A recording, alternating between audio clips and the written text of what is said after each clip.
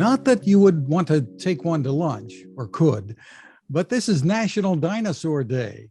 Welcome back to another Techstination Interview. I'm Fred Fishkin, and joining us is world-renowned paleontologist and National Geographic Explorer, Dr. Nizar Ibrahim. Hi, Nizar. Hey, thanks for having me.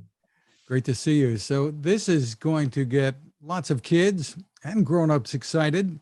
What is National Dinosaur Day? Well, it's a celebration of all things dinosaurs. And really, I think every day of the year should be a dinosaur day.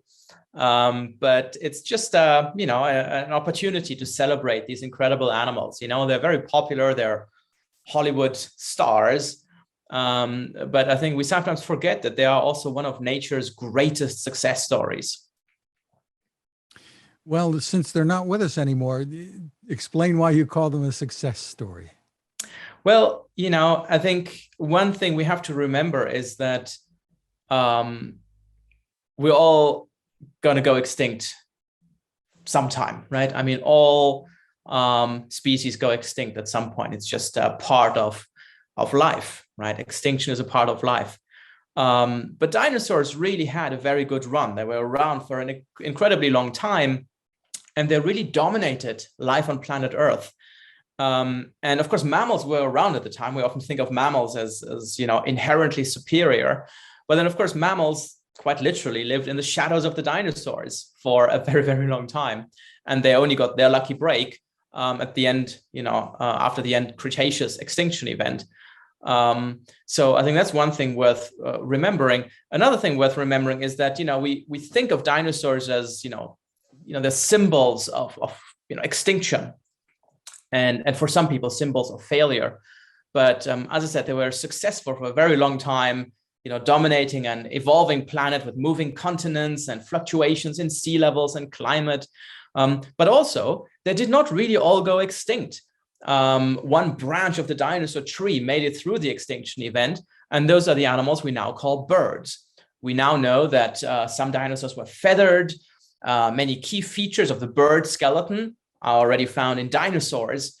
So it is scientifically absolutely correct to say that birds are dinosaurs. They're surviving dinosaurs.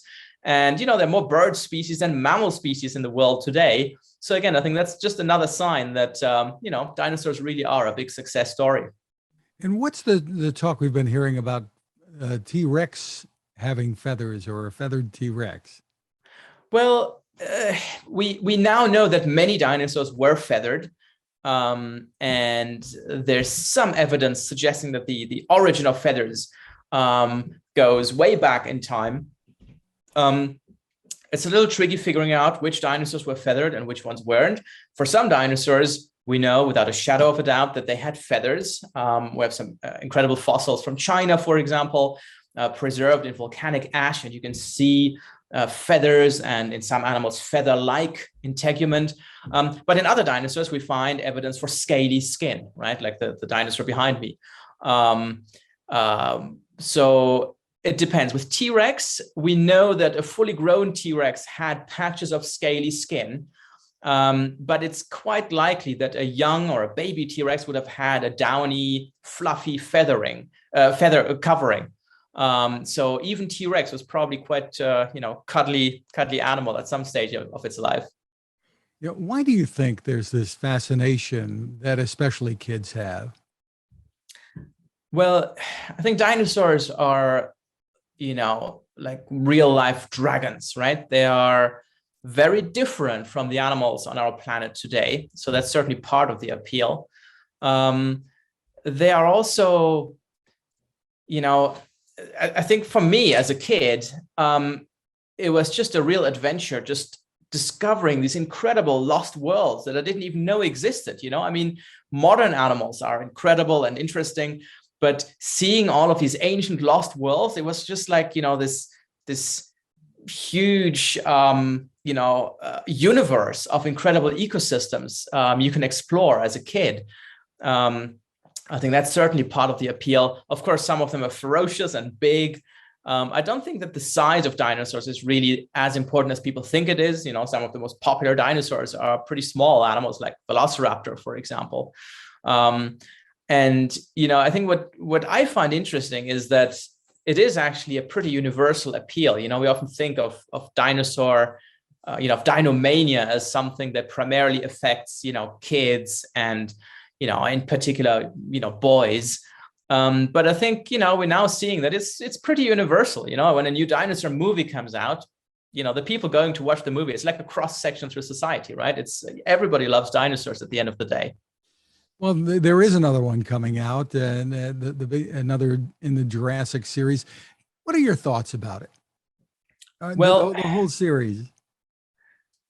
I think the original Jurassic Park movie was, is a very good movie in many different ways, in terms of the cinematography, the storytelling, everything. And I think there was a real effort, and you can see it, to portray dinosaurs as real animals, right? Versus, movie monsters.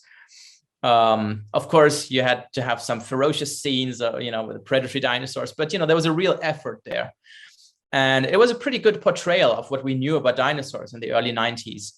Some of the more recent movies, I think, have put less emphasis on scientific accuracy, but I think it's easy to poke holes when it comes to the scientific content.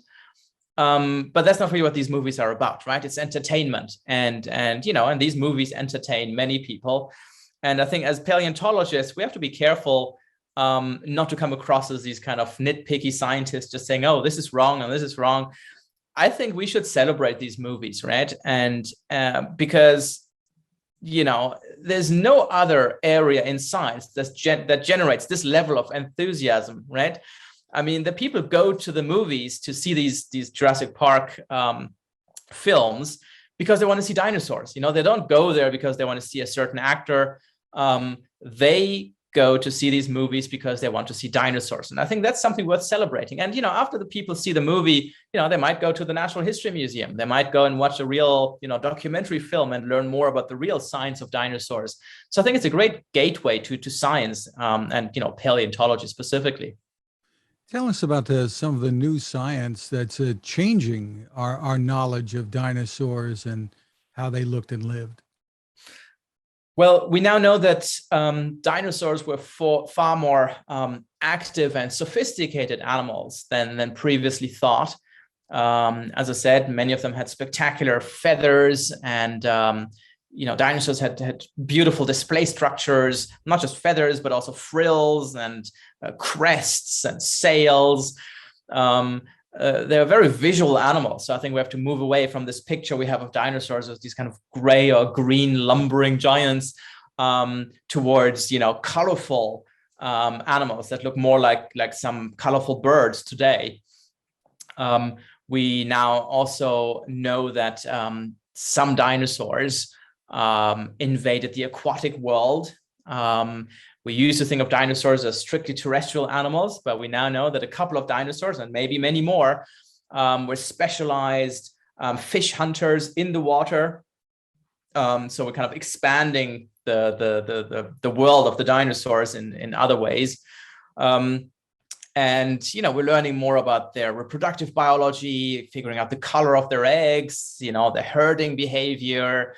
There's still always room for imagination and speculation, but I think we're really getting close to a good holistic understanding of dinosaurs without any prejudices and some of the things that have hampered our science in the past, when people kind of thought, well, they're reptiles, so therefore they're kind of slow, lumbering, dim-witted failures of evolution. We're really far away from that. What's your sense? Do we know pretty much all there is to know about dinosaurs, or is there much still hidden? There are countless treasures just waiting to be uncovered. There's so much we don't know. I mean, that's the thing. It's really difficult because on the one hand, we are in a golden age of dinosaur discoveries, and we are moving much closer to an accurate picture of what dinosaurs were like. but we've only found a fraction of all the dinosaur skeletons that can be found, right? It's difficult to put a number on it, but I would say we've really just scratched the surface. And if I think of, about my own hunting grounds in the Sahara Desert, for example, the Sahara is the size of the United States, and we've only been to a few places. I mean, the number of skeletons that are still out there is staggering. So, that's good news for young budding paleontologists. If you're worried that all the cool dinosaurs have been found, nothing could be further from the truth. There's still lots of amazing dinosaurs out there. And so I think we are in a golden age, but it is important to remember that, it's still early days in some ways. We're light years away from the early representations of dinosaurs, but there's a lot of diversity that we don't know about yet, So, I think the best days of dinosaur paleontology are still ahead of us.